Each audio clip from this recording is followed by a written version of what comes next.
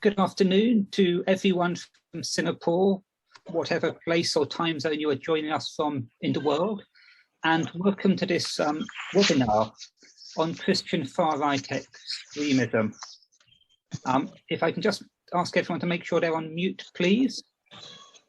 So I am Paul Hedges. I'm an associate professor here at RSAS in NTU, and I will be moderating what I hope will be an extremely informative and stimulating panel of speakers who have come into this question around Christian far-right extremism from a variety of perspectives, disciplines and backgrounds.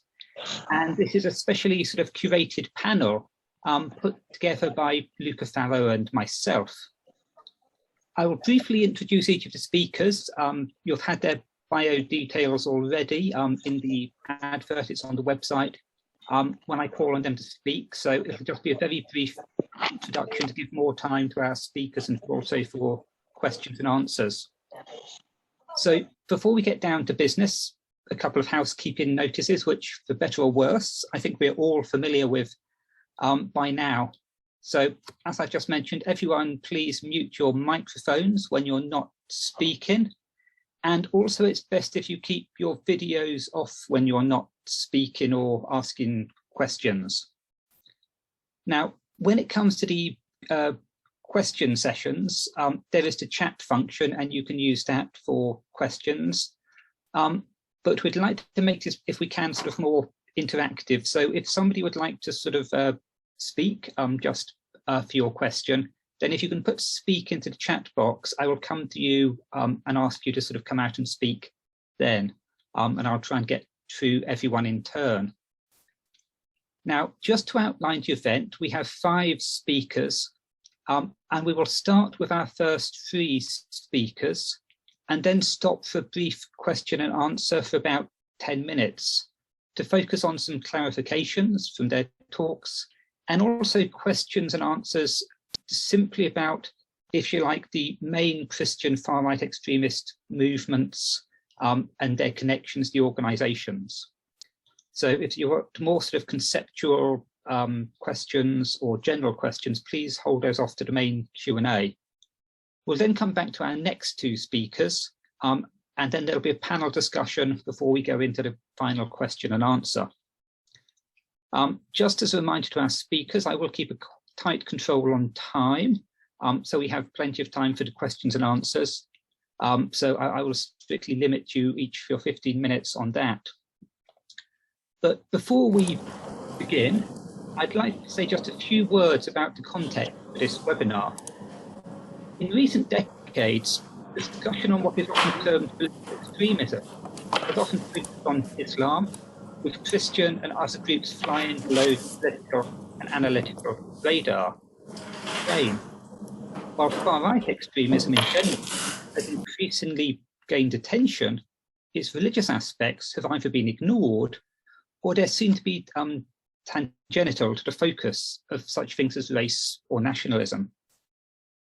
And while for some groups on the far right, there seems to be a usage of religious discourse to justify their views or simply as a veneer of legitimacy, for others it seems integral to their identities and agendas. As such, understanding Christian far-right extremism, or CFRE, is imperative to understand in terms of tensions and fault lines in our world today, especially as they may lead to sort of social conflicts or even forms of violence. Importantly though, by extremism, we're not simply here talking about militant or violent groups, but a whole range of worldviews, organizations, loose movements and sets of ideas that set Christian groups off in tension to wider societal norms, expectations and ways of being. Now, it's not inherently judgmental to call them extremism, because an extreme is only distinguished as a deviation from a particular contextual standard. Nevertheless, for policymakers, civil society actors, and many others, such extremes come to our attention very much as they challenge the ordering of society and push for narrow, exclusive agendas and worldviews that may discriminate against or marginalize particular others or groups. And I should mention also that while this webinar takes place within a wider concern and interest in CFRE, it comes in the wake of revelations earlier this year that a young male Singaporean of Indian descent, identified by security forces here as influenced by far-right Christian extremism, had planned an attack on 2 mosques here in our midst, but he was apprehended before this took place. And his influence, it seemed, were global, inspired by events in such places as France and New Zealand. And this shows, if you like, some of the global sort of reach of extremist views, and also how they are influential in many different places, including those which may not seem the natural heartland for such ideas. Now, with that said, I'll move straight into our first set of speakers. And so starting with Matthew Feldman, who is a specialist on fascist ideology and a far right in Europe and the USA. Matthew, please. Thank you. Thank you very much, Paul. I'm going to try here to share my screen. And unfortunately, like many of the people on this call, I'm not a digital native, so you'll have to give me just one moment to pull this up. Is everyone seeing that all right? Yeah, that's good. Thank you. Many thanks. For some 20 years now, scarcely a day has gone by without reportage on Islamism. And of course, that's with good reason. On 9/11, nearly 3,000 people were brutally murdered by violent jihadi Islamists in the worst sub-state terrorist attack in history.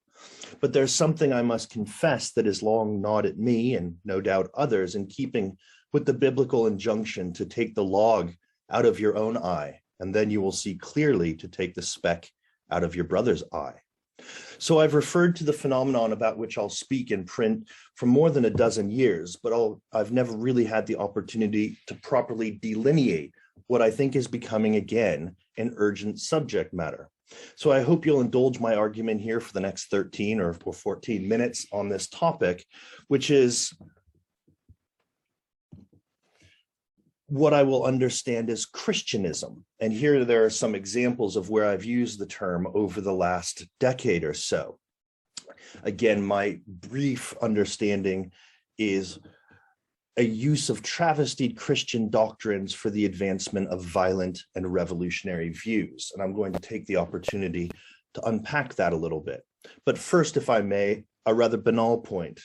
Believers have politics, just as do non-believers. For this reason, I'm wary of constructions like political Christianity or political Islam.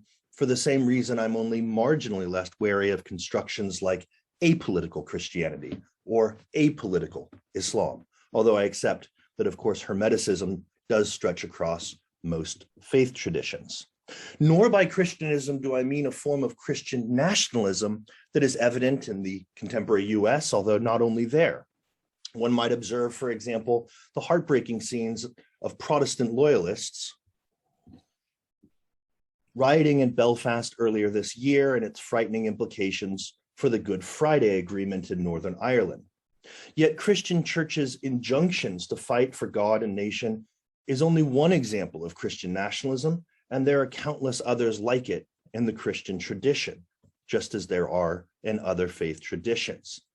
Yet here, I suspect we may be seeing a case of old wine in new bottles, whereby reactionary, even tribal expressions of a faith, in this case Christianity, target outgroups and enemies cast in demonological terms. These forms of Christian tribalism, as we might term them, are therefore of a different stamp than the tradition I'd like to indicate here. This is instead ideological and emerged between the two world wars to afflict all three principal confessions in Europe, and again, perhaps not only there. I'm going to be referring to Protestantism, Catholicism, and Orthodoxy. To take but one example from each of these confessions in building my case, consider first the Romanian Orthodox ideologue, Ioan Mota, a key leader of militant fascist mystics, the Legion of Archangel Michael in Romania. Just before he was killed by Republicans in what he understood as a holy war in Spain, Civil War Spain, Mota declared, "No force, no love exists, which is higher than that of the race, except for the force of Christ and love of him. We are defending Christianity in a foreign land. We are defending a force which wells up from the force of our people, and spurred on by our love for the cross, we are obeying here in Spain our love for the Romanian people. Now, underscoring that these views were scarcely marginal at the time, a mortuary train carried Malta's body from the Spanish battlefield across Europe in winter 1937 into Bucharest, the capital of Romania, where he was received by literally hundreds of thousands of devotees, helping to nearly triple the Iron Guard's membership to some 272,000 by the end of that year. Nor was this form of sacralized politics limited either to the laity or to simply fascist Germany. In Nazi Germany, fascist regimes. In Nazi Germany, the regime initially supported the German Christians as an expression of what point 24 of the NSDAP party program titled Positive Christianity. Under Archbishop Heinrich Müller, the German Christians promoted the Führer principle in Germany's Protestant churches, aiming for a complete coordination called a Gleichschaltung between a totalitarian state and a totalitarian church. A heretical picture of what this looked like can be glimpsed from these selections of Müller's 1934 rendering of Christ's Sermon on the Mount. And again, I won't read it all, but I think that many of these phrases have become very common. For example, turn the other cheek, you should not resist evil, but turn the other cheek. That is turned into, if in his excitement your comrade hits you in the face, it is not always correct to hit him back. Blessed are the peacemakers is turned to benevolence to those who maintain peace with the members of the Volk. So far, in fact, did this heresy go that the German Christians even sought, quote, liberation from the Old Testament with its cheap Jewish morality by simply expunging it from the Bible. This genocidal analog is the attempted erasure was the Holocaust during the Second World War, which was powered by what Saul Friedlander has aptly called redemptive anti-Semitism. Yet fighting a holy war against socialists in Spain or advocating genocide from the pulpit was not extreme enough for the independent state of Croatia, the Catholic wartime ally of Nazi Germany under the rule of the Ustasha. The Ustasha methods of killing were in fact so brutal that even the Nazi plenipotentiary based there complained to the regime. For example, consider the words of Dionsei Yurichev in his role as head of state of Direction for Renewal on the 22nd of October, 1941. In this country, only Croats may live from now on because this is a Croat country. We know precisely what we will do with those people who do not convert. I have purged the whole surrounding area from babies to seniors. If it is necessary, I will do that here too, because today it is not a sin to kill even a 7-year-old child if it is standing in the way of our Ustasha movement. Do not believe that I could not take a machine gun in hand just because I wear priest vestments. If it is necessary, I will eradicate everyone who is against the Ustasha. These words were targeted not only at demonized victims of fascism, such as Jews, and in particular in Croatia, Roma, and Sinti travelers, but there, above all, Orthodox Serbs, who were the largest victims of the Ustasha policy of thirds, that is, kill 1/3, expel 1/3, and forcibly convert 1/3 of their enemies. This sacrilege culminated in the only extermination center not directly run by the Nazis' SS, the Jasenovac camp, less than 100 miles from the capital, Zagreb. Jasenovac, where some 100,000 ethnic and religious victims were murdered, was in fact commanded by a priest. Yet Christianism need not be metaphysical or even religious, in my understanding. In our arguably post-Christian world, we might include self-described cultural Christians, like Anders Behring Breivik, the terrorist murderer of 77 innocents in Norway on 22nd July 2011. His 775,000-word manifesto is in fact clear on his secular appropriation of Christianity solely for the purposes of attacking cultural Marxism. So too with the civilizational frame adopted by conspiracist proponents of the so-called Great Replacement, which alleges a Muslim or oftentimes non-white plot to destroy allegedly homogenous Christian civilizations from within. The murderer of 51 Muslim worshippers at Friday prayers in New Zealand only just 30 months ago was to counter this so-called white genocide. Like Breivik, the convicted terrorist Brenton Tarrant's 74-page manifesto, The Great Replacement, specifically expresses itself to Christians. Let the fire of our repentance rise up, the holy war and the love of our brethren lead us to combat. Let our lives be stronger than death to the fight against the enemies of the Christian people. That concludes with ask yourself, what would Pope Urban do? Pope Urban, of course, declared the First Crusade in 1095, opening one of the darkest chapters in Christian history. Okay, 5 minutes left. I'll only need one last minute. This suggests to me that although modern and revolutionary, Christianism need not be understood or defined as a theological stance. One can be agnostic on the issue of faith, as it were, and still be a Christianist. Accordingly, I would like to define Christianism as a modern ideological appropriation of Christianity based upon a secular vision of redemption through political violence against perceived enemies. I'd like to think that the era of fascism has left Christianism in our bloody past, but cards on the table, this construction feels relevant again, not least in the wake of the Capitol insurrection on the 6th of January, 2021, and what Paul has mentioned in Singapore and elsewhere over the last year. True identity Christians, the Army of God, and many others besides have emerged since 1945, but these were tiny and fringe extremist movements. By contrast, more ominously, was a professionally shot QAnon video, and I'm not going to show it, but do have some links for those who are interested in looking, that was released on New Year's Day of this year, which convinced me that in keeping with the memorable words from Faulkner's Requiem for a Nun, the past is never dead. It's not even past. Thank you very much. Okay, thank you very much, Matthew. Very rich presentation. There are a lot of ideas around this notion of Christianism, which you've given us to think about. I'll pass us now straight away to our next speaker, who is Anja Hennig. She is a lecturer and research associate at the European University Vladrina in Frankfurt, Germany. So Anja, please. Yeah, thank you very much. Can you hear me? Okay. Yes, all fine. Greetings from Berlin, and thank you very much for having me here. This is very exciting.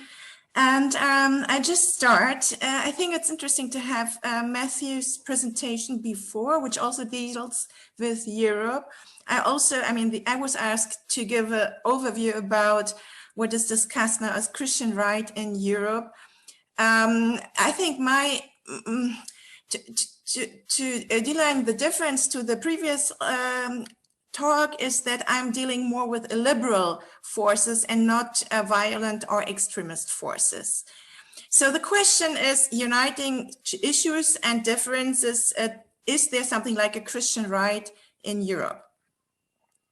So I will start with the little intro, the rise of the populist right in Europe. I will present 3 hypotheses and try to conclude with answering that difficult question.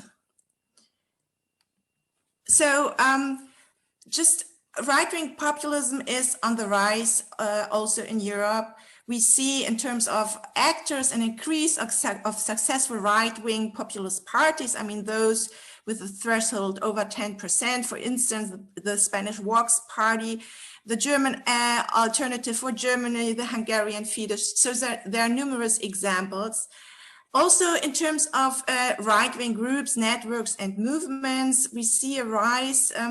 Some or many of them address also the younger generation. For instance, the transnational identitarian movement. You may have or not have heard about it. If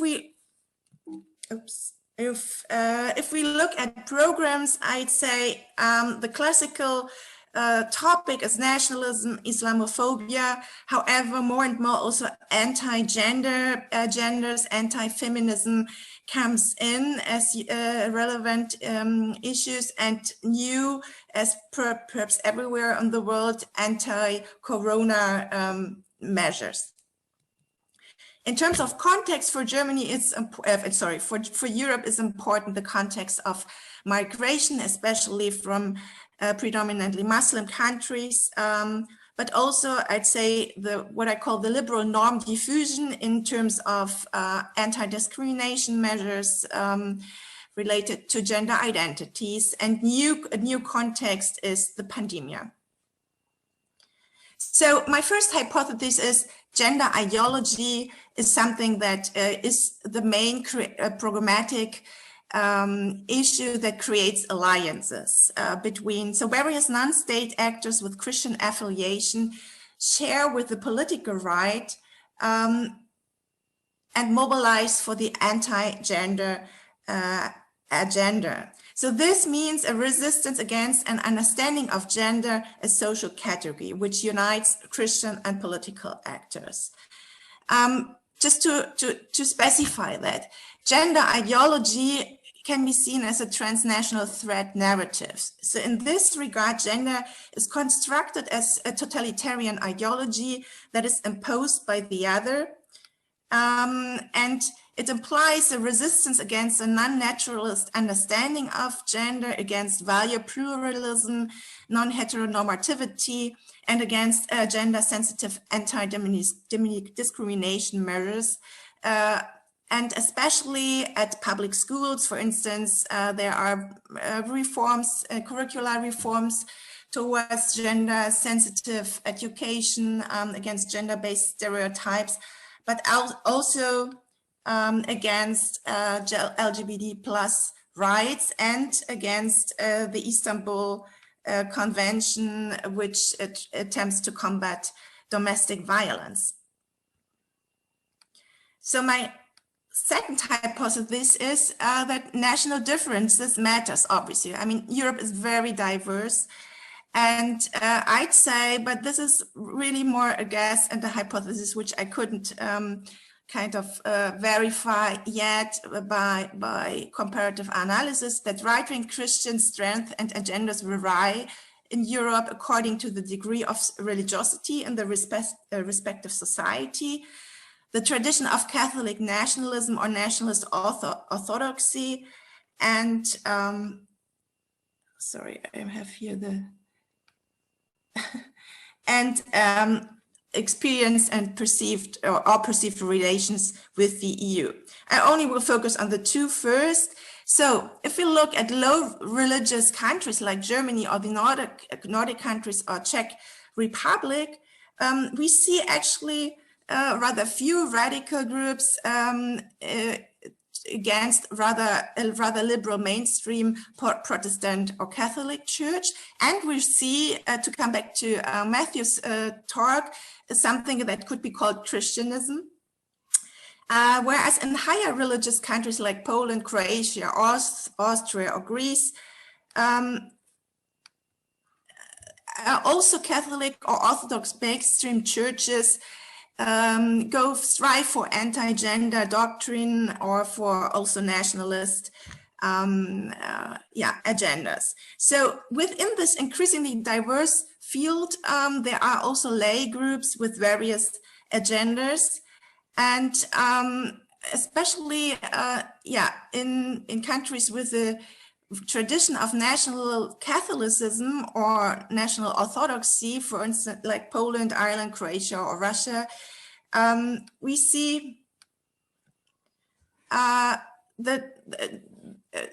they try to construct identities against something called the other, that could be the EU, that could be Muslim, that could be feminist or LGBT plus people. Islamophobia seems to become another rather hidden issue.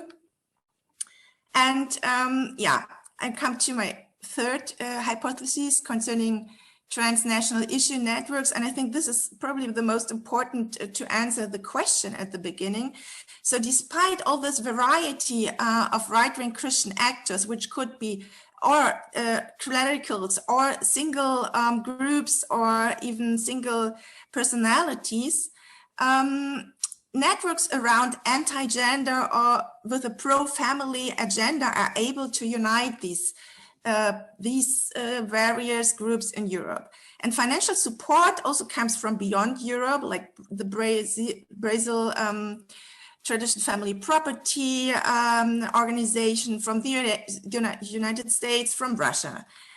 And these are probably the most, two of the most powerful anti-gender or pro-family networks.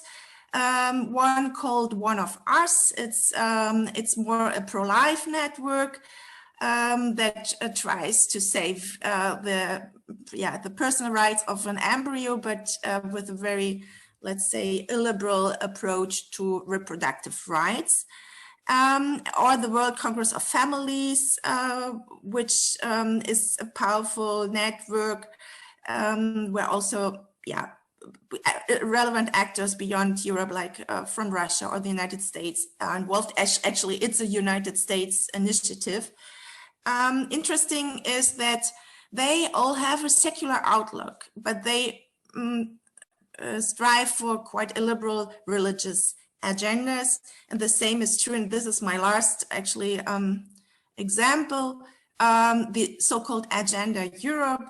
Here I just copied like the headline of an analysis from the European Parliamentary Forum for Sexual and Reproductive Rights. They presented a report, Restoring the Natural Order, the Religious Extremist Vision to Mobilize European Societies Against Human Rights on Sexuality and Reproduction, and they refer to Agenda Europe. So in conclusion, I'd say that there is nothing such a European Christian right, but, so what I mean by that, the concept Christian right derives from the US, and it is linked to a clear structure, a clear agenda. So I'd say that in Europe, so far, there is no such coherent, organized, politically orientated movement like in the United States.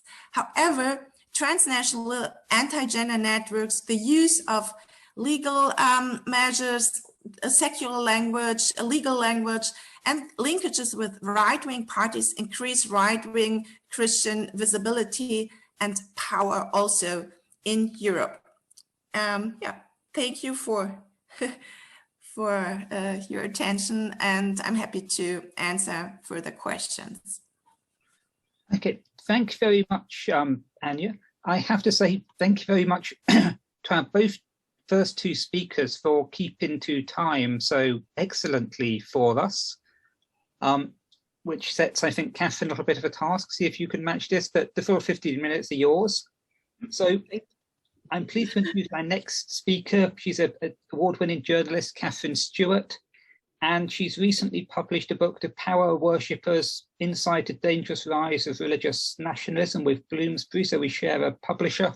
And over to you, Catherine. Thank you so much. I want to thank RSIS for hosting this panel, and thank you to my fellow panelists. It's really good to be in conversation with you today. I've been covering Christian nationalism in the United States for over a dozen years, and in this talk I want to outline the sources of the movement's political power in the US and the dynamics it utilizes for broad political and social impact. And then briefly, I would like to discuss the movement's global nature. But first I want to clarify at the outset, because we all know it, but it bears repeating, that Christian nationalism is not Christianity. Most Christians in America and elsewhere reject the politics of conquest and division that the movement represents. Christian nationalism is instead a political ideology that cloaks itself in religious rhetoric. In America, its representatives and leaders insist that the foundation of legitimate government is bound up with a reactionary understanding of a particular religion. And they produce a mythical history to provide justification for this perversion of American ideals. Christian nationalism is really a form of identity politics. It invokes an in-group and an out-group and suggests members of the out-group are somehow illegitimate or not worthy of rights or respect. Christian nationalism is also a device for mobilizing and often manipulating large segments of the population to vote for certain hyper-conservative political candidates in the United States, and therefore to concentrate power in the hands of a new elite. I want to say something else about what the movement is not. It is not just about evangelicals. In America, the movement includes many evangelicals, but it excludes many evangelicals too. And it includes representatives of a variety of both Protestant and non-Protestant religion, subgroups of ultra-conservative Catholics, for instance, play an important role, and Pentecostals. And the group even gets some support from individuals and groups that do not identify as Christian at all. What unites the movement is not any distinct theology, but a common political vision. So Christian nationalism makes use of religion, of course, but it's not just trying to achieve religious, social, or cultural aims. Many people portray it as a culture war. It's more than that. This is a movement that's really engaged in a striving for political power. It is fundamentally hostile to democracy and will not be pacified with a few policy changes or by trading away the rights of minority groups. So I want to talk about how it works. The strength of the movement is in its dense organizational infrastructure, which has been built up over decades. It consists of a closely interconnected network of reactionary policy groups, legal advocacy organizations, legislative initiatives, sophisticated data operations, networking groups that get the leadership all on the same page, leadership training initiatives that make sure that people who are coming up in the leadership cadre are observing the correct talking points and sort of sticking to the message. And of course, there's kind of a vast media and messaging sphere. So all of these components work together for these common political aims. The leadership cadre, and this is, by the way, a leadership-driven movement. It's not driven by the rank and file. It's not bottom-up. It's really top-down. The leadership sets the agenda. And many of the activists and politicians who form the leadership cadre are personally interconnected. Sometimes they work through multiple organizations, or they jump from one organization to the next. The movement gets a lot of its power and direction from an informal club of funders, a number of them belonging to very extremely wealthy extended families. And it has taken me some time to navigate this sort of sea of organizations and funding schemes and networks and the involvement of representatives of various denominations. And I really lay out much of that ecosystem in my book, The Power Worshippers. But the important thing to understand about this collective effort is not its variety, but really the profound source of its unity. Now, that top-level leadership is unified by its members' consistent and often performative repetition of their commitment to a shared ideological vision and a certain set of messages. I've been going to these conferences, strategy meetings, and gatherings for over a decade. And at many of them, these events have a kind of religious character, not in the sense that they're promoting specific theological doctrines, but that those meetings center on the constant repetition and back and forth of these core messages. At a typical conference or strategy gathering, one will be told repeatedly that America is and has always been a Christian nation. These gatherings always involve displays of fidelity to a message, and the loyalty goes to the leaders, the political leaders who've managed to identify themselves with that message. A key to the movement's strength is in its influence on elected political leaders, right? Who then, provide the movement with access, appoint the correct types of judges, et cetera. And the influence on these leaders depends mostly on the movement's ability to deliver large numbers of votes in a consistent way. And the ability to deliver those votes rests on at least three important mechanisms that I want to outline here. The first is that Christian nationalism is an effective tool for limiting information flows to a significant part of the population through this sort of messaging sphere that they sort of, it's a very diverse messaging sphere, but they tend to maintain very similar messages and sometimes the same message across the board. So it's really a way of creating a population that is receptive to certain forms of misinformation and immune to certain other types of information, which their leadership presently denigrates as fake news or the lying media. We're starting to hear that designation in other countries as well for sort of fact-based media. And this unfortunately gives the leadership cadre and their political allies a tremendous degree of power. The movement's second critical mechanism for mobilizing mass political power is manufacturing and focusing a sense of persecution and resentment among the rank and file. Now, to be clear, the movement draws on a wide range of pre-existing anxieties and concerns, but its real contribution consists in identifying and then promoting grievance and aiming it at political opponents.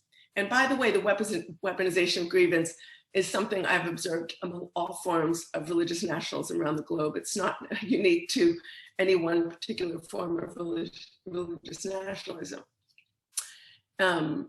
You know, the movement needs to have scapegoats. It needs to have issues that they sort of elevate above other issues, often issues that really don't relate to most of the population. And finally, the movement offers its supporters a means of reconciling two seemingly contradictory notions. Number one, that our nation, America, is a Christian nation and the greatest nation on earth precisely because it is a Christian nation. And at the same time, that our nation is overrun with alien and evil forces. So on the one hand, Christian nationalists are America, at least in their own minds. They identify themselves very closely as sort of true Americans, patriots, etc. And on the other hand, movement supporters are persuaded that America is in the grip of malevolent forces, which they variously identify as like secularist or humanist or the homosexual agenda, the communist threat, even demonic organizations. I've been to events where they describe, you know, people who promote political parties that are not favorable to their movement as demonic. And then they say they sort of need to take back real America. So this ability to keep a population in a state of tension, engaged in an apocalyptic struggle between absolute good and absolute evil, is really critical to the movement's power. So, you know, all three of these mechanisms were on clear display during the attempted, I'm going to call it for sake of argument, an attempted coup, which came to a violent climax on January 6th, when a rabble protesting the election results of this, you know, 2021, January 6th, this group protesting the election results overran the Capitol in Washington, D.C. I'm sure we all saw it on TV. They assaulted over 500 police officers and threatened to kidnap and murder elected officials. It was a disgrace. But it's important to keep in mind that this attempted coup did not start on January 6th. It really started, broadly speaking, on November 8th or so, when former President Donald Trump insisted and then kept on insisting that the election results were illegitimate. So January 6th is in many ways the day that the coup attempt failed and not the day that it began. On the matter of information flows, of course, there was no factual support for the fraudulent claim that the election was stolen. These claims were repeatedly promoted by President Trump and used as a pretext for his attempted coup. There are many sources of misinformation, but consider where some of the most militant and coordinated support for this lie has come from. A group called the Conservative Action Project, which is associated with the Council for National Policy, which serves as one of the Christian nationalist movements, I would say one of its key networking organizations. It sort of brings together leaders of the key groups and also a lot of the funders.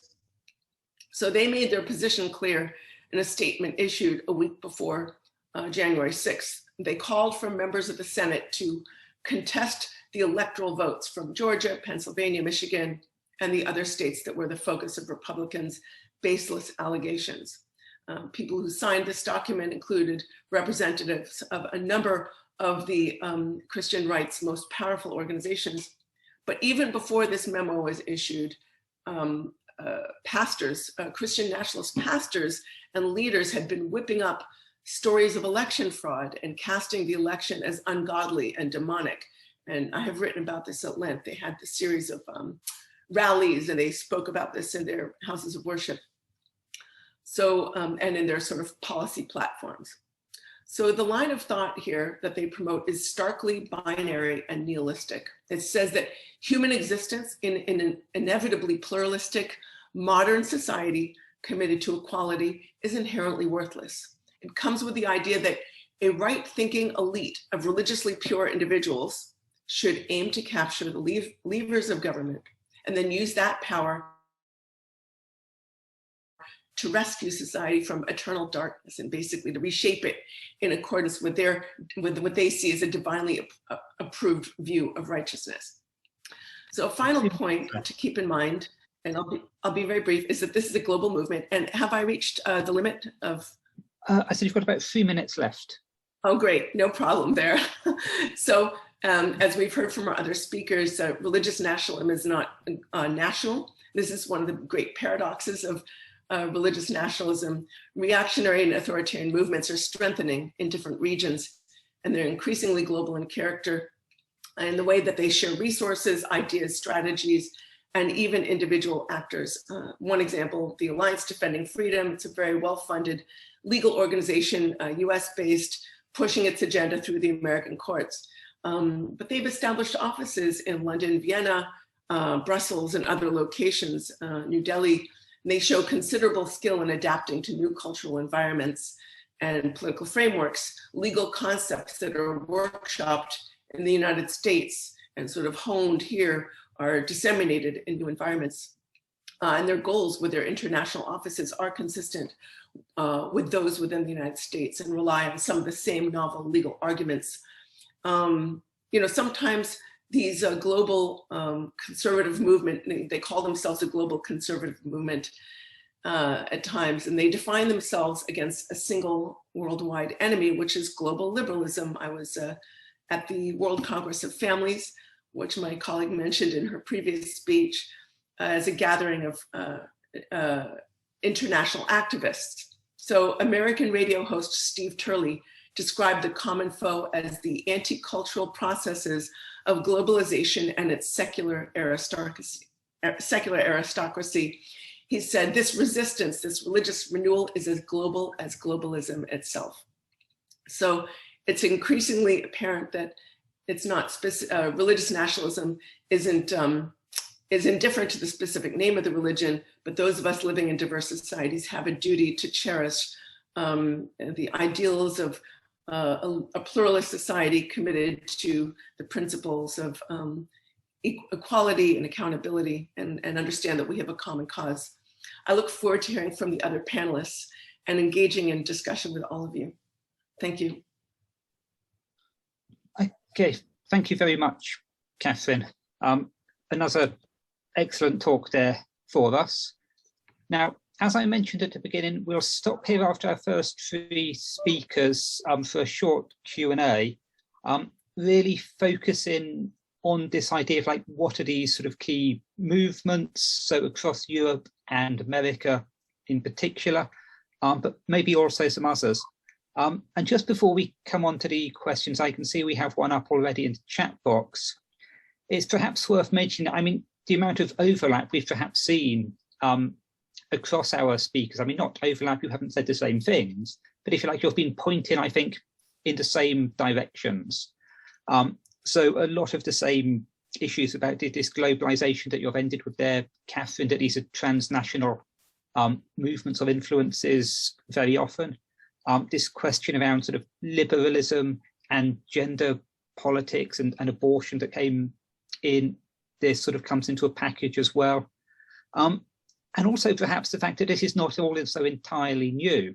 And of course, connections of religion and politics, however we define those two terms, go back through history. But we see a particular sort of nexus in the contemporary context where a very unique set of patterns is coming together. So I'll go to our first question. This is from John Lim. I'll read out. I would like to have the view of the panelists on the relationship between natural religious leaders and appointed state representatives in policies setting choices, specifically around for Singapore, towards avoiding extremist religious tendencies. It mentions Charles Taylor, so any reference to recognition politics, Charles Taylor would be welcomed. I realise none of you are Singapore specialists, perhaps some thoughts around, if you like, the relationship between religious leaders and state representatives, if you have thoughts on that, please.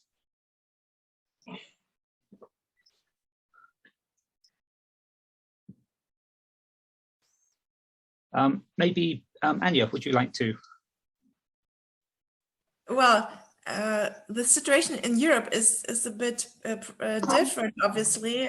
We have mainstream churches with very close links to governments. So but this is beyond the question of illiberal forces somehow. So, I mean, German churches are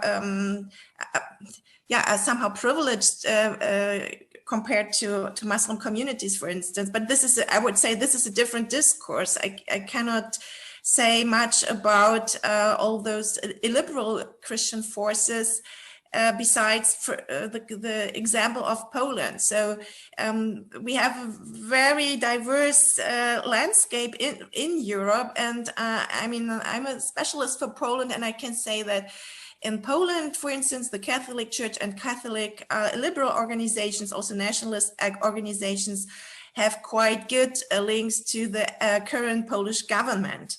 The same might be true for Hungary, although Hungary is not by no means as religious as Poland. So here comes more what Matthew called Christianism. So it's very difficult to give one answer. You have to look country per country and to see the situation, how church and state are interrelated or not. Okay, yeah, thank you very much, Anya. I mean, again, I'm originally from the UK, and there, of course, at least in England, there is a state church because the Queen is the head of the state and a nation. Of course, even in one nation, Scotland, it's not the national church in Scotland. So the UK is a very confused scene in looking at this. I'll come to another question. We have a question directly to you, Catherine. Would you say that your remarks contextualized the recent TV series To Family? I have to confess I haven't seen it, but maybe you have. Yeah, I have. Thank you. And I read the book, The Family, by the writer Jeff Charlotte. He's an extraordinary writer. And I can't remember the year it was published, but it was one of the first books I read on the topic, perhaps maybe in 2010, 2009. And it's a really extraordinary book. You know, The Family, the organization, serves as a kind of networking organization and often draws in international leaders. They have an annual event called it's like a prayer breakfast, and they bring in sort of leadership both from the United States and also from around the world.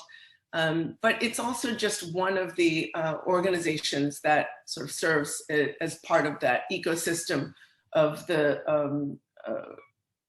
Christian right in America, the religious right in America. I think the Council for National Policy is a more US focused organization, and it also serves as a real hub for thought, for messaging, getting the leadership on board. And whereas The Family is bipartisan in theory, they do draw in Democrats and religious liberals as well. So it's not entirely exclusive to members of the Christian right, but it is really, you know, I remember reading Jeff's book and thinking, you really can't understand what's happening in American politics unless you learn more about this movement and the networks that sustain it. So yes, I make reference to Jeff's work in my book and have in other articles that I've written, and he's just a really wonderful, wonderful writer. Right. Okay, thank you. So we have a question about eschatology. I will leave that off for the main section. Particularly, we have the theologian up speaking next, who will speak more perhaps about some of the theological ideas. So that may already be touched on there. There's another question here. So how much of what we're seeing presently is an extension of Cold War era religious discourses? It mentions Truman and Eisenhower. So what might you say is a continuity in what is new in this theopolitics, as they put it? Again, it's a US question. They mentioned you again, particularly Catherine, so perhaps you could come to this. And I'll also ask Matthew if you want to intervene as well. So Catherine first.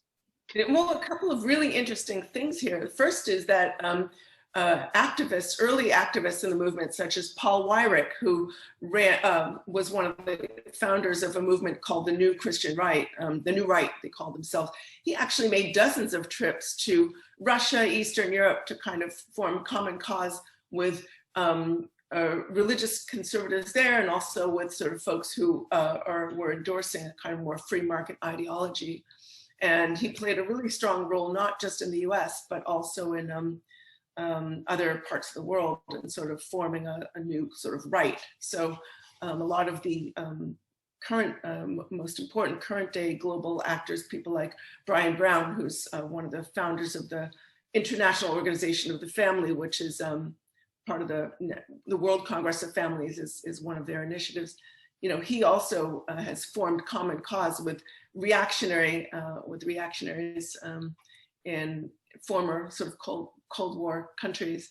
But the sort of opposition to notions of collectivism, socialism, and communism certainly are very much animate the movement in the United States. And it's a bit hysterical, I have to say. I mean, you know, there are many countries where there's, you know, lots of free market, but there's, I mean, look, we have socialized roads, we have socialized public libraries. I mean, there's always like, you know, institutions that serve the public, and you can call them socialized. They're just, I mean, not everything is privatized. So there's a sort of hysteria though, you know, that they're sort of still working those Cold War talking points when they're trying to get people to their side, even though, you know, sort of mainstream Democrats are not remotely communistic or even socialistic. So, yes, absolutely. Again, and maybe mentioning, I said some of the globalization we've spoken to. The fact I said, as you mentioned, that these are nationalist movements which are working across borders, and again, the Americans with the Russians, is a very unusual dynamic for many of us in terms of what we're seeing. But I said I'll come to you now, Matthew. I'll mention there's also a specific question addressed to you as well.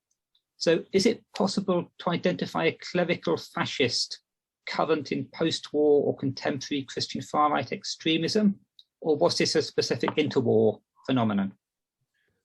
Yes, that's a fantastic question. I'll put a link up here momentarily. I edited a book many years ago called Clerical Fascism in Interwar Europe. And it sort of comes back to the point that I think both Catherine and Anya have made really, really clearly, that in a sense, Christian nationalism, a liberal Christian politics, these are vitally important subjects to study. I couldn't praise our two additional speakers enough, but that those things, one could see elements of them, the Christian right, let's call it, or the cultural Marxism of Paul Weyrich, going back centuries, even millennia. This might be something that is part and parcel of every religious tradition. What I'm trying to suggest is a form of fascism that is deeply bound up with Christianity and eschatology. The creation of a secular new man is something that only emerged in the last century. Now, one of the challenges I think that we saw from, for example, the 6th of January is just how close the Christian right and Christianism are becoming.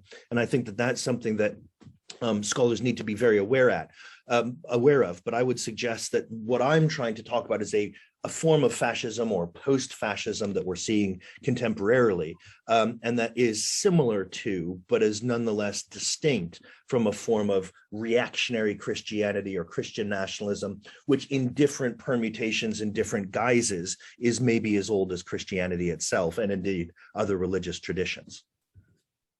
Thank you. All right. Okay, thank you very much there. Now I'll wrap up this Q&A session here. I think we've been through most of these questions, I said, except the eschatology, which we are holding off. So I'll come now to our next set of speakers. And we're starting off, I mentioned we have a theologian. This is Angus Slater. He's at the University of Wales, Trinity St. David's in the UK, and has been doing sort of work, besides his main work on sort of interfaith issues, around some of these Christian extremism questions. So Angus, over to you, please. Hi there, thanks very much, Paul. Just to let you know, I have a terrible cold today. So if I have to cough or blow my nose, please just bear with me. Thank you very much for having me, and thank you very much to the previous panelists as well. So I want to really talk and come into this subject from a kind of theological angle. This is where my background comes from. And recent events, I think, both in the UK, where I am, but also across the world, such as in Singapore, have caused a real recent rise in interest and concern about Christian far-right extremism, particularly, I think, when it's expressed in a violent form, which is not always the case. But as we've just said in some of the questions, it isn't new, right? These forms of violence, these beliefs that perhaps motivate or justify these forms of violence aren't new. We have to remember that long historical record of religiously motivated or religiously justified violence. I want to look at two commonalities I think we see in the discussion surrounding the theological background of these kind of acts of extremism. One about motivation or causation, and one about intent or purpose.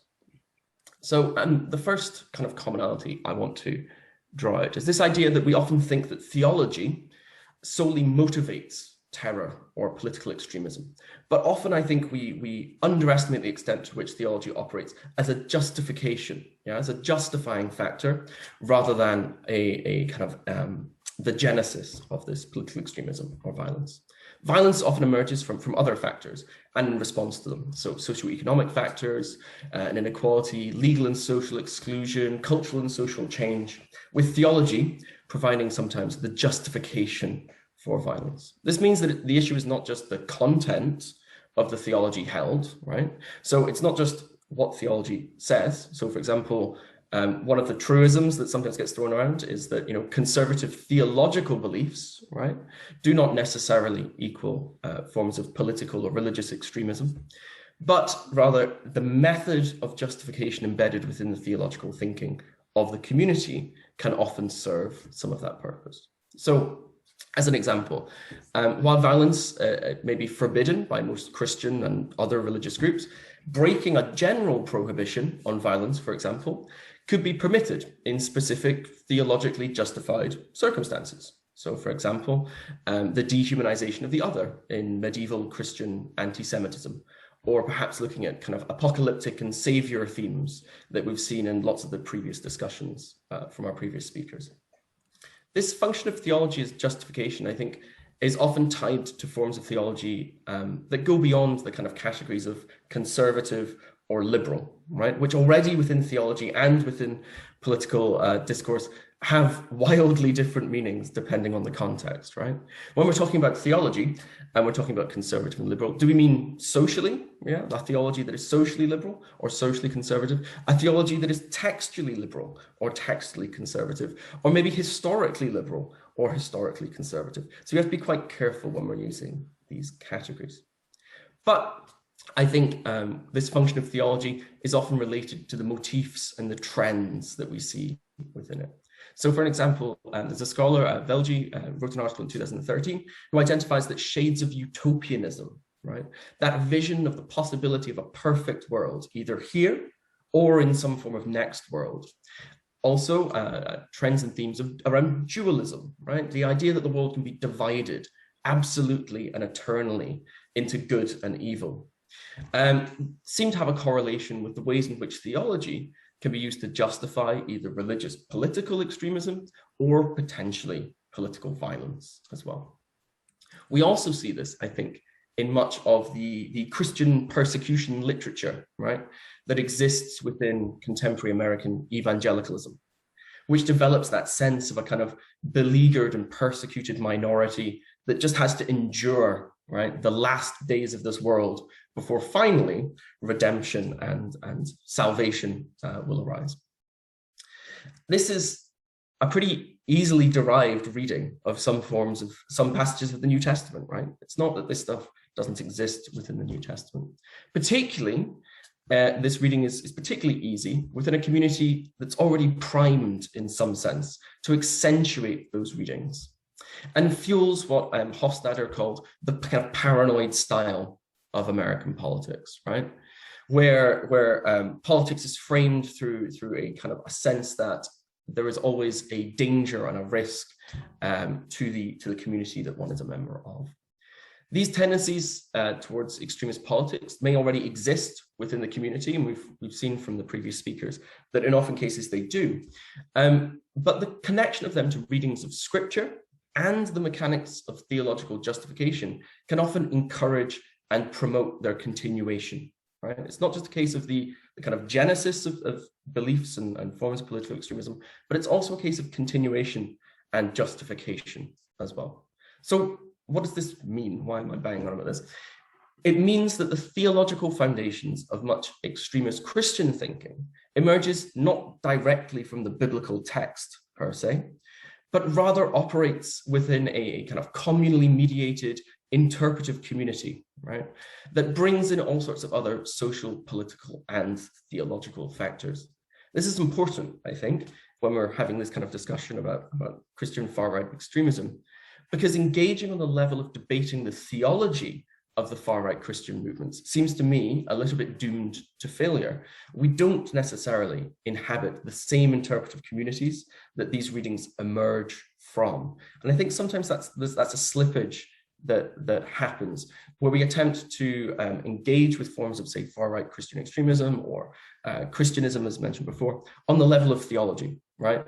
And attempting to critique the methods of justification rather than the content.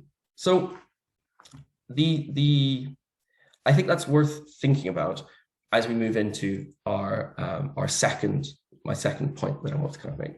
My second point is that we often tend to think that religious violence or religious extremism, particularly Christian violence and Christian extremism, is always apocalyptic and destructive, right? That violence is an attempt to destroy something, right?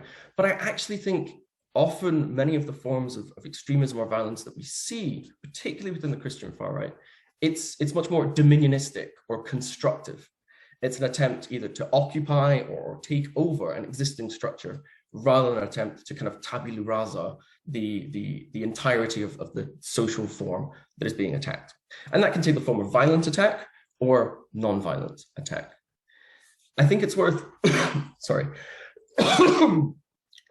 I think it's worth thinking through these theological motifs and their connection to violence through, as they have a pretty profound effect on the shape and nature of the violence that sometimes emerges.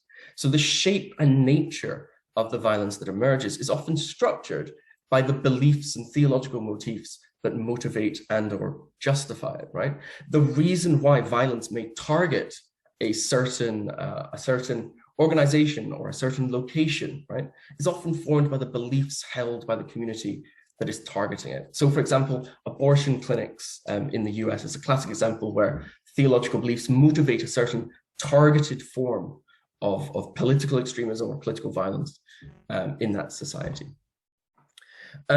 So yeah, they have this profound effect on the nature of that violence, whether it takes the kind of the spectacular and horrifying form of terrorist bombings, for example, or the more subtle and indirect form, say the intimidation or corruption of public servants, of members of the government. We often conclude that violence has that destructive purpose, right? Violence is for destruction, that its purpose is to destroy or diminish the thing that which is targeted. We see this, I think, most clearly with forms of apocalyptic religious violence, yeah, where violence is seen as a catalyst or this precursor to the broader destruction of the world, right? That violence in the here and now can in some way encourage or hasten violence that will destroy the world and bring forward usually this kind of utopianistic idea of a future world. It's seen sometimes as a precursor to the destruction of the government, and its replacement with something entirely new, or the destruction of the state in its entirety by a kind of direct divine power. I think this approach to religious violence, while it covers a lot of the perhaps more spectacular forms of religious violence and extremism that we encounter in the contemporary world, I think it risks obscuring the constructive nature of a lot of religious extremism and violence. What I mean by that is violence with the purpose of building something new or usurping something existing, rather than encouraging a shift into kind of a new world We're talking about violence that has a purpose in the here and now. I think we see this form perhaps most clearly in contemporary forms of Christian far-right extremism, such as, the January 6th insurrection is a pretty good example, I think, of this, right? This is not necessarily an attempt to destroy the United States as a thing, right? Rather, it's an attempt to usurp the current form of government within the United States. And also within a theological tradition I want to chat about a little bit today, known as Dominionism, right? Because I think this is a really important theological pattern of thinking, right? That I think underlies a lot of the things we've been talking about today. So Dominionism, it emerges within kind of Christian evangelicalism in the kind of 60s and 70s, right? From the work largely of a scholar called Rushdoony, but it's found within a number of different Christian traditions worldwide these days. Very influential. Some of them have already been mentioned. So traditions such as Catholic integralism, I think, has developed a very kind of dominionist streak within it. Also some forms of, say, Pentecostal spiritual warfare. So there's a scholar, Goldberg, who looks at the way in which Pentecostalism and its approach to spiritual warfare, this idea that the world is the battlefield on which evil and good play out, right? Into 4 minutes, Angus. Sorry? 4 minutes. Okay, I'll speed up. This idea that spiritual warfare and dominionism have begun to go hand in hand. Fundamentally, this idea of dominionism is one that attempts to institute a nation governed by Christians based on their understanding of biblical law. You could think of it, I'm sure everybody's watched The Handmaid's Tale, right? Patterns of that kind of authoritarian, directly scriptural influence on the legal system, that kind of stuff. These theological forms of dominionism, sometimes known as Christian Reconstructionism, you might come across that as a phrase, is a pretty fundamentalist reading of the Reformed tradition towards a form of what we call theonomics, right? Which is this idea of a divinely appointed law governing society. It emerges from Rushdoony and Banson and North in the 60s, 70s, and becomes popular, becomes quite influential, but it's kind of since died back a little bit. And I date that kind of dying back really to the last kind of 20, 25 years. This pattern of thinking, this idea that government should be formed in a Christian image, in tandem with broader biblical injunctions, such as be fruitful and multiply, have given impetus to the desire to apply forms of Christian thinking within current legal systems, right? And recover much of the biblical law into continuing applicability now. This has included calls, for example, for the restoration of the death penalty for crimes such as murder, which I know in many jurisdictions is still the punishment for murder, but also for other crimes, such as apostasy, such as idolatry, such as homosexuality and adultery, witchcraft or blasphemy, as well as a variety of lesser punishments found in the biblical text. While the direct influence of these scholars that initially put forward this Christian Reconstruction has declined in the past 20 years, I think you still see influential kind of underlying foundational aspects of it within forms of the Christian right in the United States, but also globally. And I think you see it more and more in countries and areas with large Pentecostal populations, such as parts of the Caribbean, parts of Latin America, for example. In the case of Reconstructionism, integralism, or spiritual warfare, we often see forms of violence emerging that are an attempt to construct a novel form of governance in the here and now, rather than an attempt to usher in the next stage of kind of divine rule. It often seeks to co-opt the mechanics of the state, rather than destroying them entirely. And because this violence is somehow constructive, rather than purely destructive, I think it is in some ways more challenging to the role of the state as that kind of classic Bavarian monopolist of legitimate violence. Okay, and often be seen to minutes, so if you can wind up, please. Okay. It could often be seen to take shape in non-obvious forms as well, such as the concept that Christians are biblically mandated to occupy all secular institutions. So I wanted to throw out those two particular issues, I think, that often arise from this dynamic. Thanks, Paul. Okay, thank you very much, Angus, particularly joining us and giving us all of that while you're not feeling so well. Hopefully you'll be okay as we move on. So I'll come into our last speaker now. This is David Robertson. He's a scholar of religious studies from the UK with a particular specialization in conspiracy theories. So David, over to you, please. Thanks, Paul. I'm just going to share my screen. I find it difficult to talk and do things at the same time. Okay.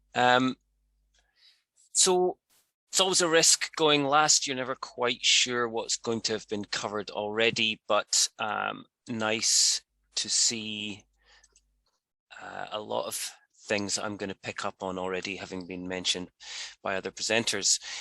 What I would like to do primarily is to broaden the conversation out a little bit into a more comparative register, and have a think about what looking at conspiracy theories from a religious studies point of view might tell us about Christian far-right extremism and other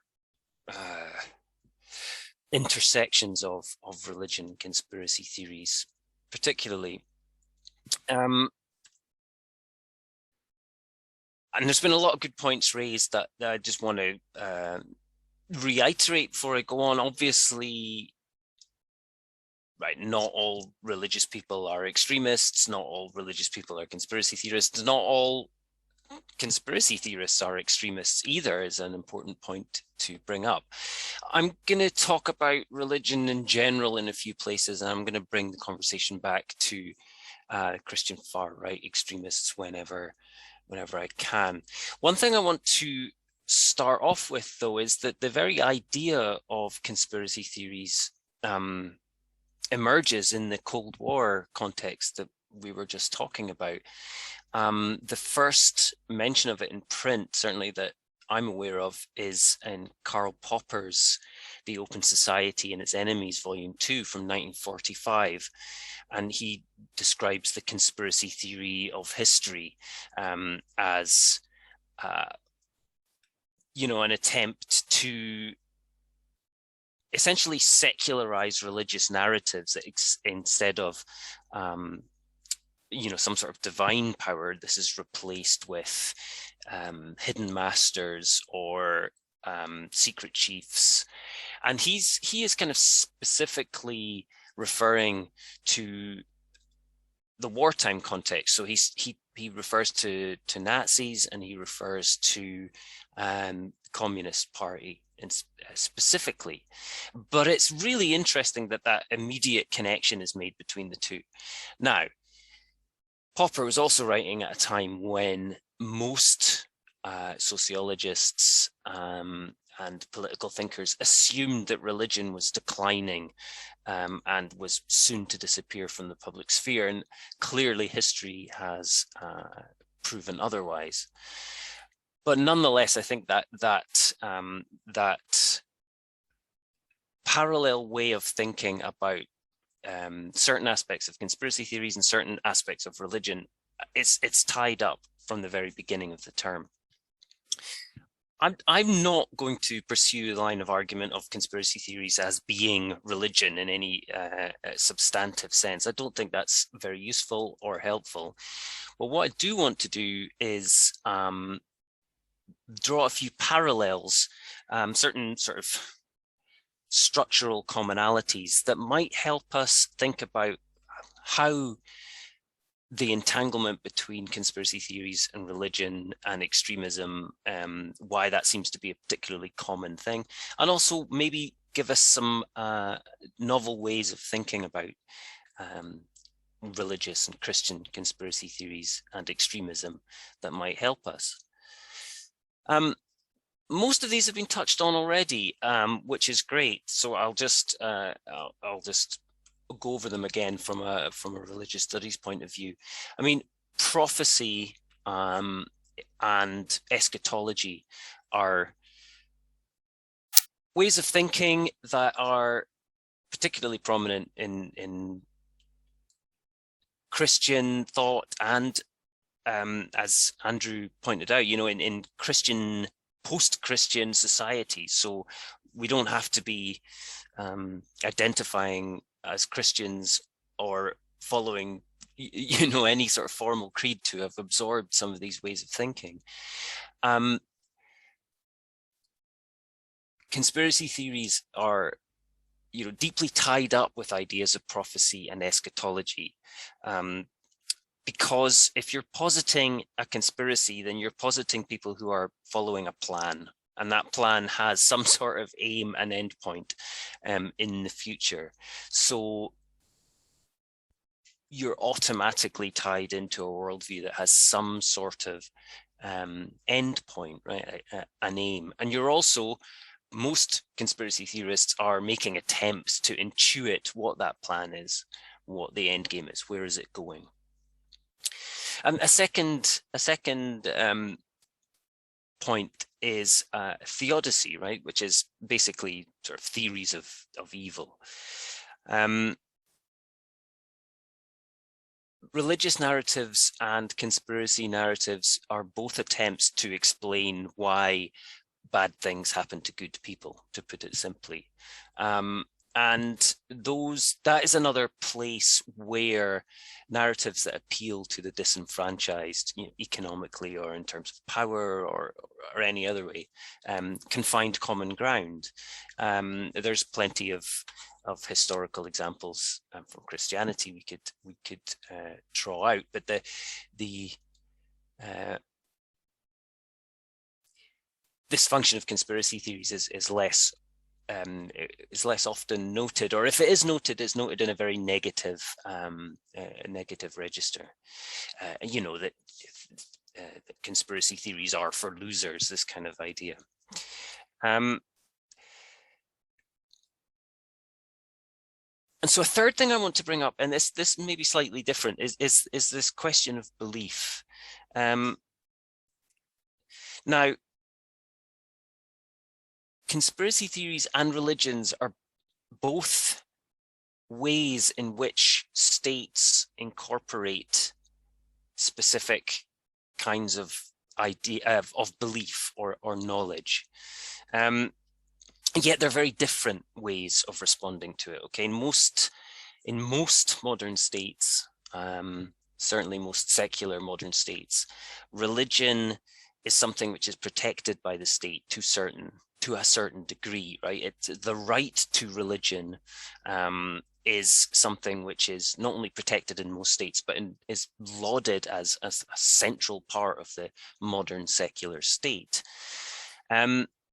And as such, belief and religion then is something which is largely plays out in a legal sphere. So, you know, what counts as religion? In recent cases in the US and in the UK that flag this up in all sorts of different ways. I don't have time to draw too many examples out, but you know, whether or not someone has the right to refuse to make a cake for a homosexual couple's wedding because of their religious belief, for instance, right? This something that went to the High Court, and it came down to the question of whether this was a sincere belief or not. Yet other conspiratorial beliefs, it's quite the opposite. It's very seldom asked whether, you know, you would be very surprised to hear that somebody was legally allowed to have conspiracy beliefs because they were sincere about them. Now, I don't want to push the parallel too far, but what I want to point out is that, as I think it was Catherine said earlier on, identifying one's prejudices as motivated by a recognized religious theological position is a much more powerful way of presenting them in the state than other ways, right? Our beliefs are a much more complex nexus of ideas than simply being driven by our religion, as Andrew eloquently said. And yet there is, in certain contexts, a strategic advantage to presenting it as religious, especially when that religion or that theological position is one which is supported by the leaders of the state. I've left holism in there by mistake. Let's ignore that. There's other themes. Many of these have come up already. Teleology, we mentioned. Alternative history, again, Catherine mentioned this earlier on, the idea of creating these alternative historical narratives in which certain aspects of the modern world are you present an alternative historical model, and you can see clearly where, if you are looking for an explanation as to why the history that you've been presented with by the state is different from the one that you've been presented with by your community, that appealing to a conspiracy theory is a very good way of explaining that discrepancy. At the moment, there's a lot of COVID vaccine hesitancy and conspiracy theories, and actually health issues is one of the largest drivers into conspiratorial thinking. And yet again, it's another area of common ground with many religious traditions. Why is this important? Well, it means that we can sort of map where ideas are and come to different understandings of why certain conspiratorial narratives gain a great deal of power when they appeal to ideas that are in common to, Christian theology, far-right ideology, and conspiratorial thinking. So, for instance, you get ideas that are in common with certain forms of Christianity and certain forms of the far right, and where you are, where you belong to both of those spheres, then you're much more likely to be drawn into that kind of thinking. And there are ideas such as, QAnon, satanic ritual abuse, big pharma, the great replacement, again, Catherine mentioned earlier on, which appeal to all three of these groups. And it just gives them a certain, a much larger kind of appeal than they otherwise would. And if we look at things like, for instance, satanic ritual abuse, not a new phenomenon by any point, as Matthew was talking about. We can trace this back to the 1980s, and was largely thought to have disappeared. And yet, for those of us who were paying attention, there were clear suggestions of it in the early years of the 21st century. These are some British examples on screen. I'm going to rush through them for time. In the US, it popped up again with Pizzagate. Thank you. Popped up again in Pizzagate during the 2016 presidential election. Continued, it was largely undercover, although under the radar until, of course, it got tied up with the electoral politics. December 16, there was the Comet Pizza. Well, yeah, it was a shooting. Nobody was killed, but he did fire. And then, of course, these narratives famously came to everyone's attention in January the 6th of this year. But we can trace these ideas back, and by understanding how that appeals to these different groups, we can maybe understand how these ideas move around and survive, and then suddenly erupt into public consciousness when the conditions are right. I just want to end with a couple of thoughts about what does this kind of different perspective help us in terms of policy and maybe even the way that the media thinks about them? Well, coming back to this idea of belief, religious identity, they're messy and complex, and the most important thing is that they're deeply entangled with other aspects of our lives. As Andrew was saying, it's not the idea of that somebody is sort of driven by this one, a religious idea or a conspiratorial idea. It's much too simple a way of thinking about things, and it's kind of tied up with this Cold War idea of brainwashing. But what this means is that simply presenting people with counter facts is unlikely to have a great deal of effect, because it's not simply a question of a lack of reasoning or a critical thinking. It's much more to do with the way that our identities are built, the relationship between, religion, cultural religious ideas, political ideologies, our families, our cultural groups. And so actually, thinking about them in trying to engage with emotions, with sense of identities and well-being of the vulnerable is much more likely to have results. But we should also bear in mind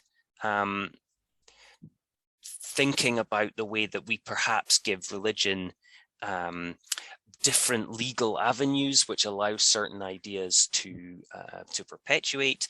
But also, and a final thought, we also have to remember that without addressing the underlying political and economic inequality and disenfranchisement that leads people into groups which are more isolated, in which these ideas spread, then we will have very little success. Thank you. Okay, thank you very much, David. Almost perfect time in there for your 15 minutes.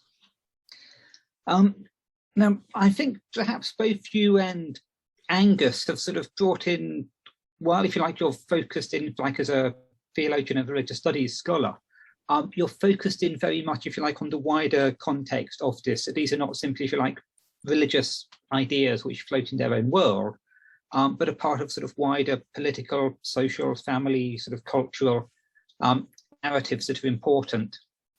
Now, we'll come here to the sort of panel discussion.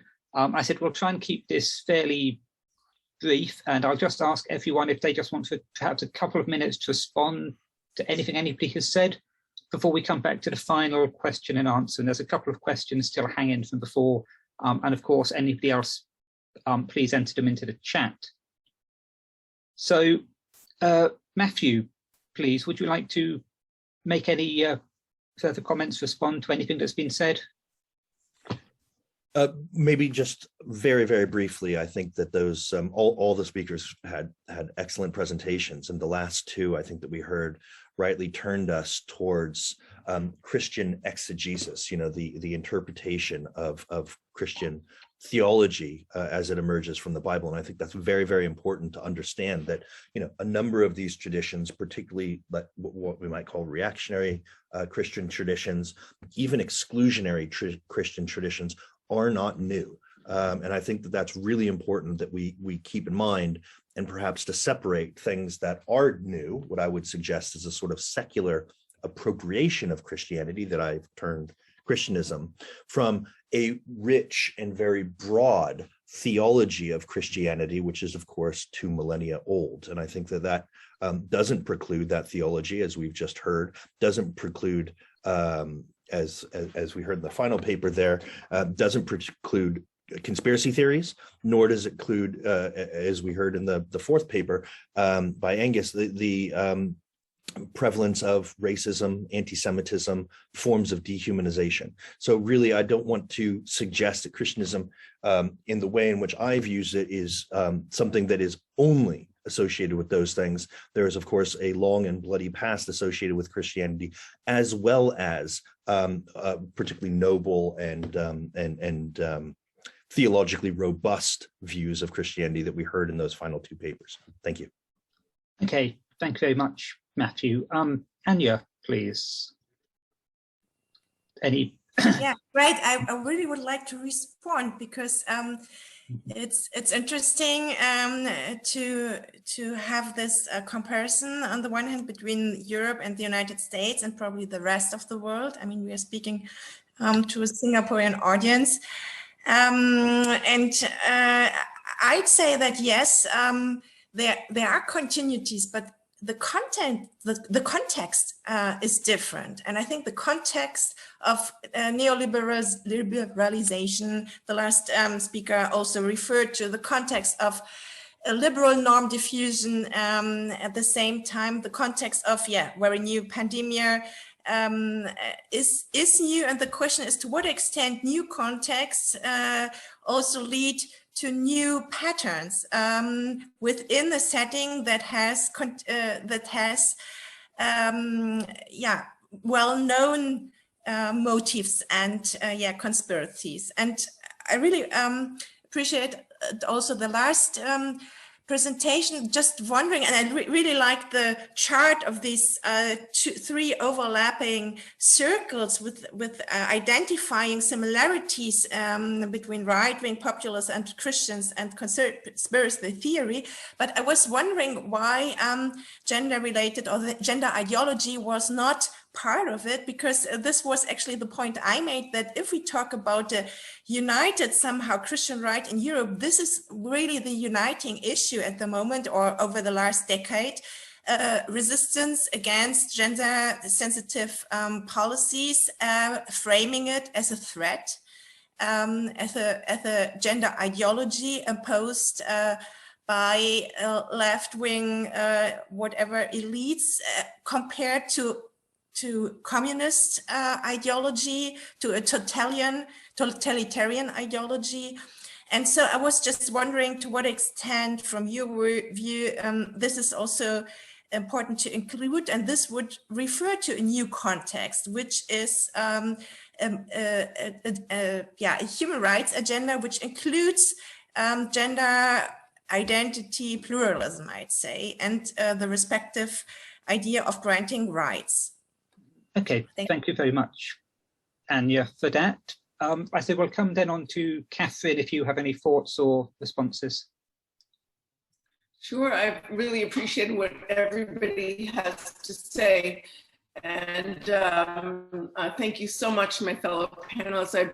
I really appreciated David Robertson's point at the end about conspiracy as a way of disempowering, a way of helping disempowered people explain why bad things are happening to them and bad things are happening in the world. And it's between reactionary religious forces and sort of far-right libertarian political ideology. This goes to what Anja says. I often see the culture war issues as almost like the shiny baubles, a way of sort of getting the rank and file to vote on these issues that seem really important to their own sense of identity. But it's a way of getting them to sort of support far-right leaders that will promote sort of far-right economic policies, which only serve to intensify economic inequality, and certainly in the United States, and create further disempowered populations that are then susceptible to this sort of form of unreason. I know that context is very different in different societies. I remember that at the World Congress of Families, I'll try and keep it brief, but I heard a representative from Hungary talk about how they were offering all these public benefits to Hungarian families in order to get them to increase their family size. These are the types of public benefits that even had someone like Bernie Sanders recommended them in the United States, he would have been like laughed off the stage. They would have said, well, that's way too far left for us. So it's, it's very different, their idea of increasing their population is sort of Hungarian, population is more sort of, it just takes different contexts, but it does point to this sort of alliance overall between a kind of more hard right libertarian economic alliance and reactionary religion. So thank you so much to all of you. Okay, thank you, Catherine. Angus, have you got any responses you would like to make? I'm relatively happy to go on to the questions. Thank you. There's nothing in particular. That's good. I'll come then to David. A few people have mentioned your ideas particularly, so would you like to respond to? No, I don't think so. There was I had a thought for Anya more than a question. In the European context, and you probably include the US in this, but I think definitely the states where you have the strongest levels of religiosity and the strongest connection between the state and church are often countries where the church has historically been seen as a liberating force. And I mean, Poland is the clearest example of this, and it was the fact that the Catholic Church was on, seen as being on the side of the people and resisting communism, I think is a large part of why, Catholic identity is still something like 80% in Poland. It's by far the highest rate in Europe, I think. So, yeah, I liked your analysis, but sometimes I think that there's a two-way street between the kind of political makeup of the country feeds into the religiosity as well as the other way around. I mean, it's such a complex knot to untangle. But yeah, I just wanted to flag that up. Right. Okay. Thank you very much, everyone. I said maybe, Anya, I won't come back to you directly, but we'll have a chance to do that. Now, there's a set of questions that we've already sort of had. Some of them I've held over, and I've identified 4 questions. So I'll put these all to the panel first and see who would like to respond to them. The first ones I've mentioned was around this eschatology question, which we held on. Of course, you've mentioned a little bit of this, Angus, but maybe Angus or others would like to respond to the question of eschatology. Another question which came up, one speaker, as the one questioner, described what they call as blight spots, by which they meant were there places where there had been a retreat of Christian extremism.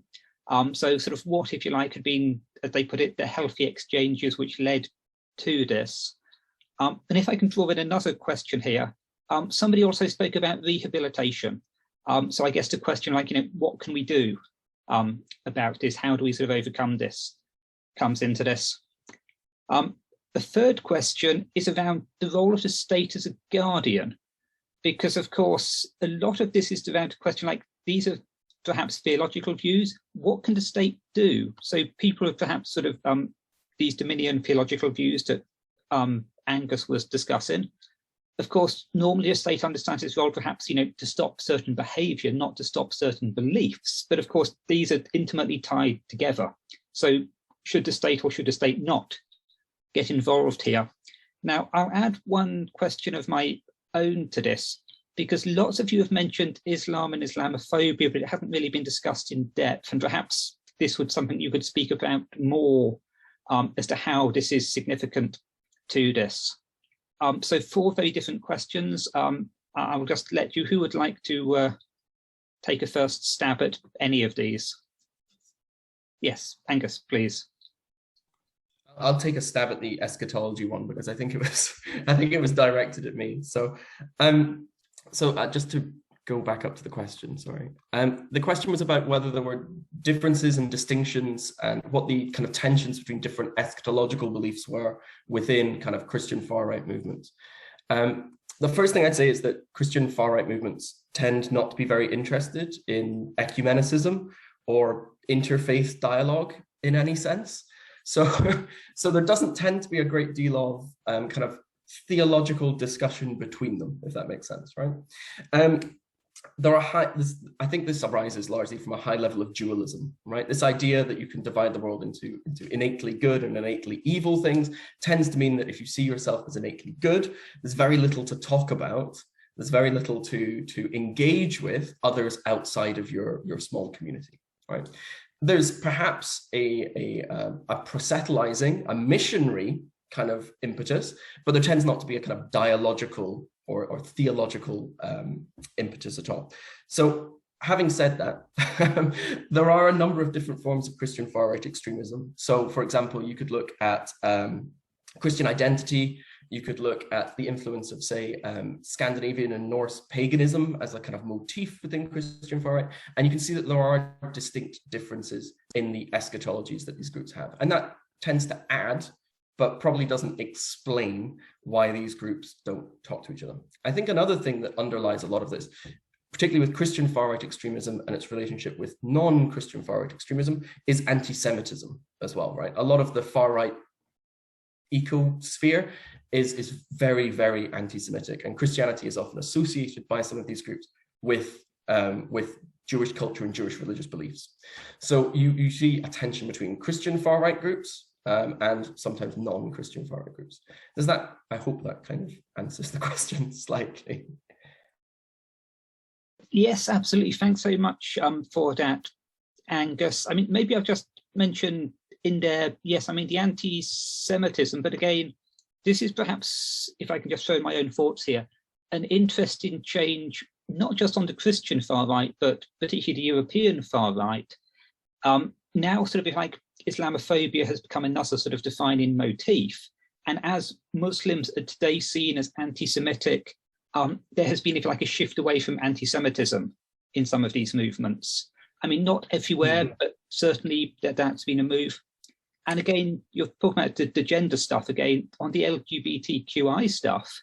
And again, we've seen this in some politicians in particular, sort of in the Dutch case, where again, they've defended, if you like, against, you know, Christian, European, liberal protection of sort of homosexuality against what they define as Islam. So again, you know, these things that are sometimes unifying things can also change as well.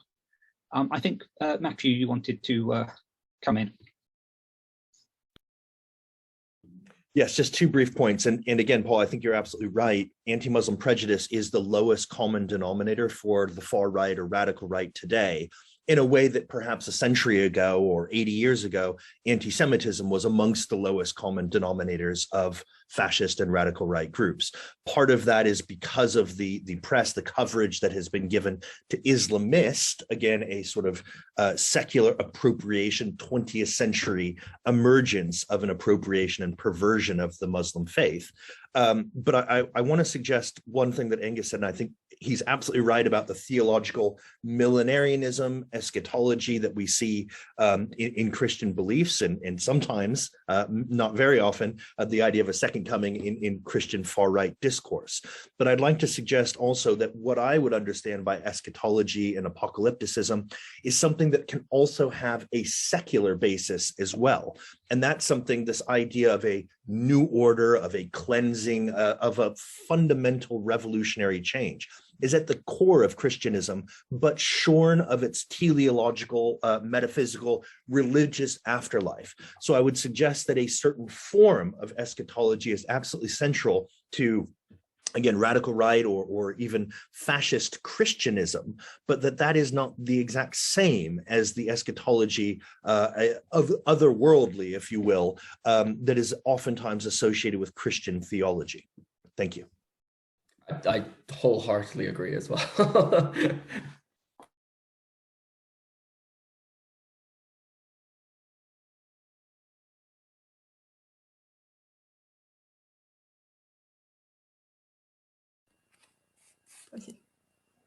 We can't hear you, Paul, sorry.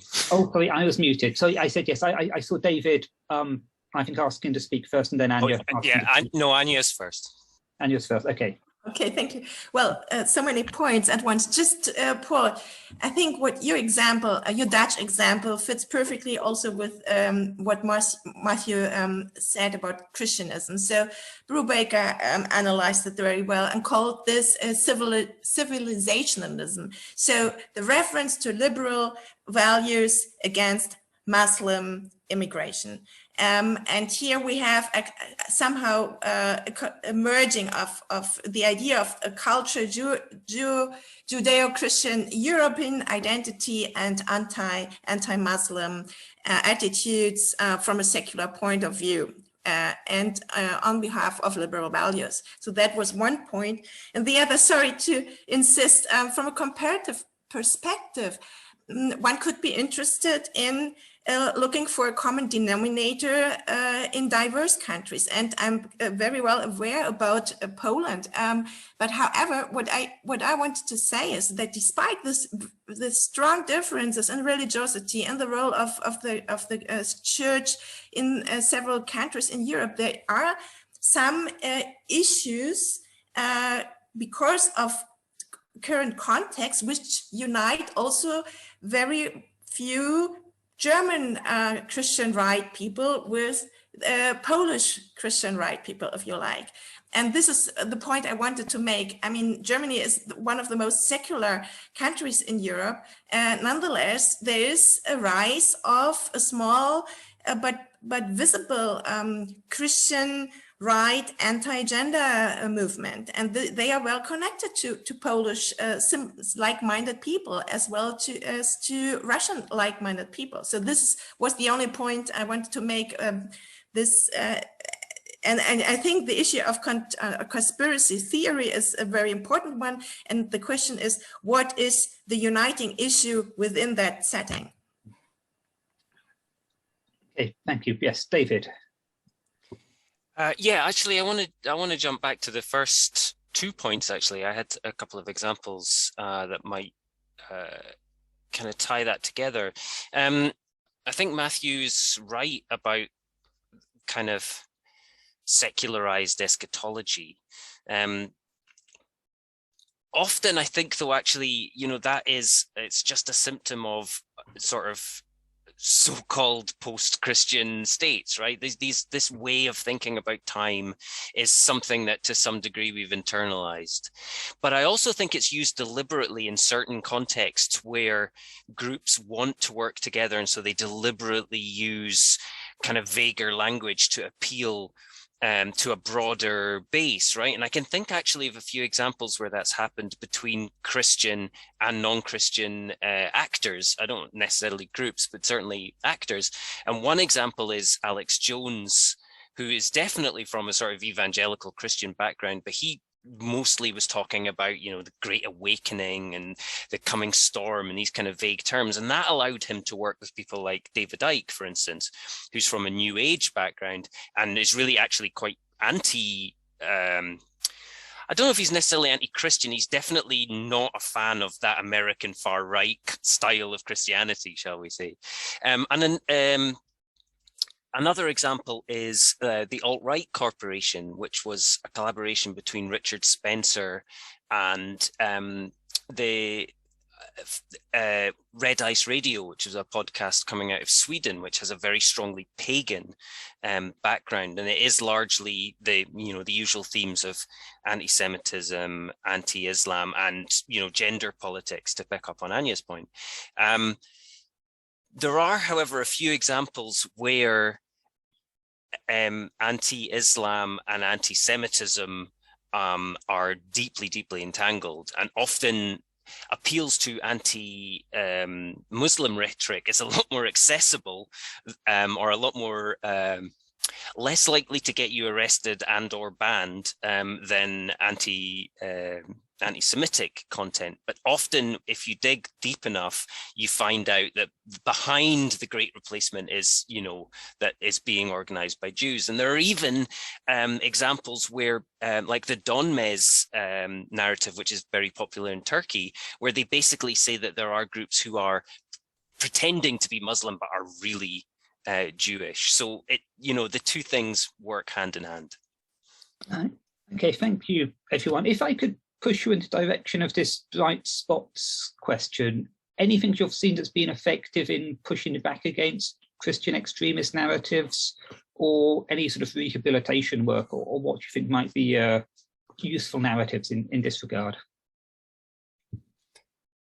I have one example. I'm not sure how good it is, but in the UK, the IRA is often presented as being primarily political, but there's definitely a religious aspect to that. Now, the Good Friday Agreement has, until recently, been very successful in combating what was an extensive campaign of terrorist activities in mainland Britain. So there again, a process of bringing people in, engaging with them sympathetically, but drawing the line at, as you said, behaviors rather than ideologies. And certainly in that context was successful. Yes. Okay. Yeah. Thank you. Absolutely, David. Anybody else? Well, this is, I'd love to speak to the Christian nationalist movement as a political movement. It's a political problem, and political problems require often political solutions. I mean, the movement is a minority of our population, but they punch above their weight politically because they're so networked and organized, and because they sort of activate in election cycles to get people on the same page to vote for the sort of hyper-conservative candidates that the movement favors. They don't have the numbers, but they're disproportionately organized. They, vote in greater numbers. The sort of most hard right, religious right supporters vote in disproportionate numbers. And they're also very determined to suppress votes that they don't like. So for instance, I heard Ralph Reed, he's one of the movement's very seasoned and astute political strategists. He said if elections are 50 to 53% Democrat, if they're winning 50 to 53%, we win.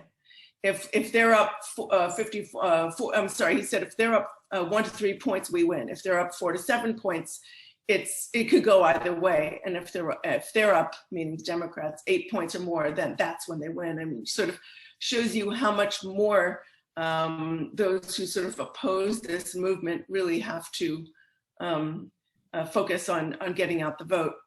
So I think that the infrastructure, the discipline, all the policy groups, the sort of legal strategy, these are all things that are very much deserving of investment among those who reject those politics. I think the faith community has a very important role to play. In the United States, many evangelical and non-evangelical Christian and interfaith groups are standing up and saying, not in our name.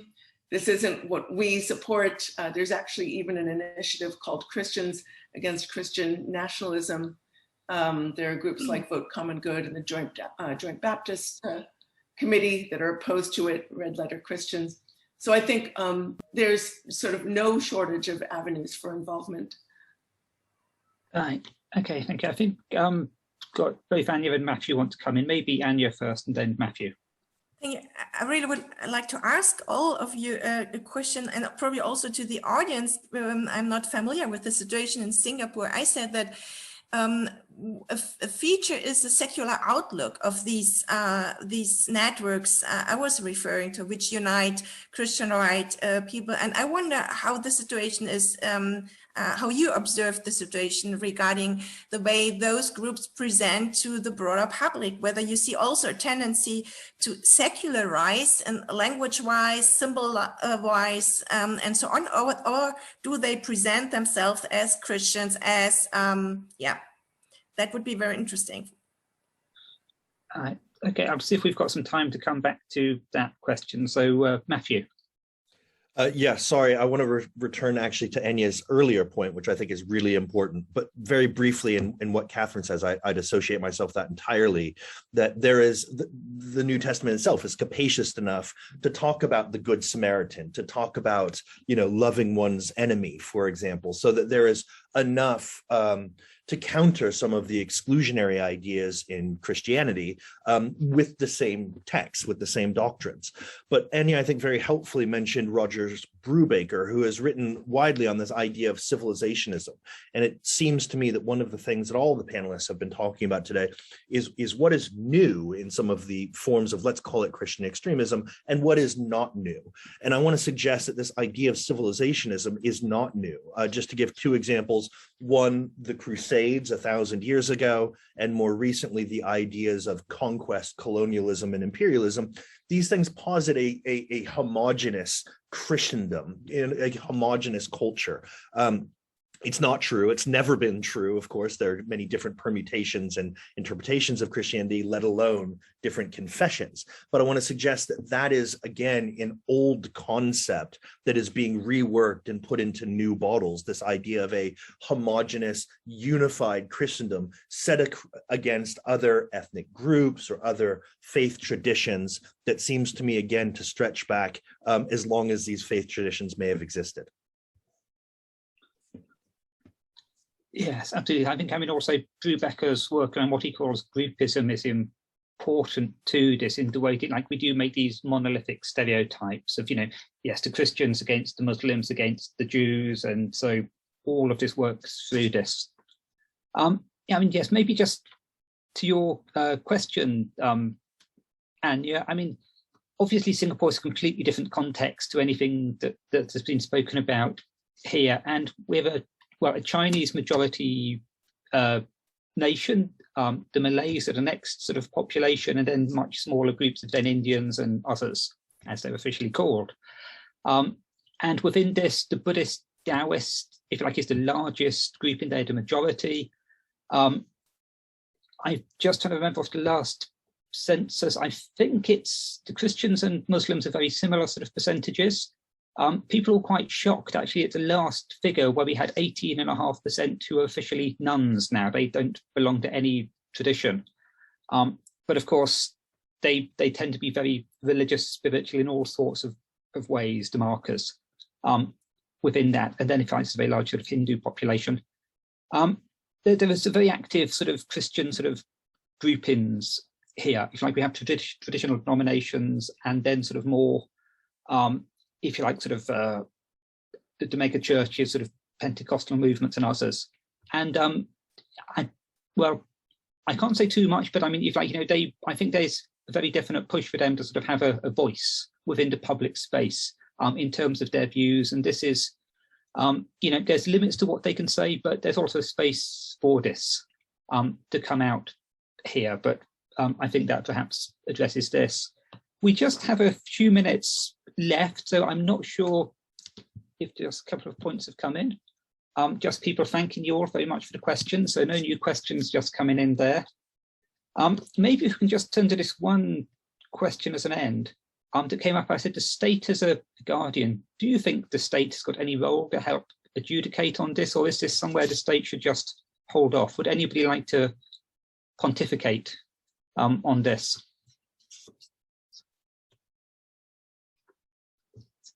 From your own context, obviously.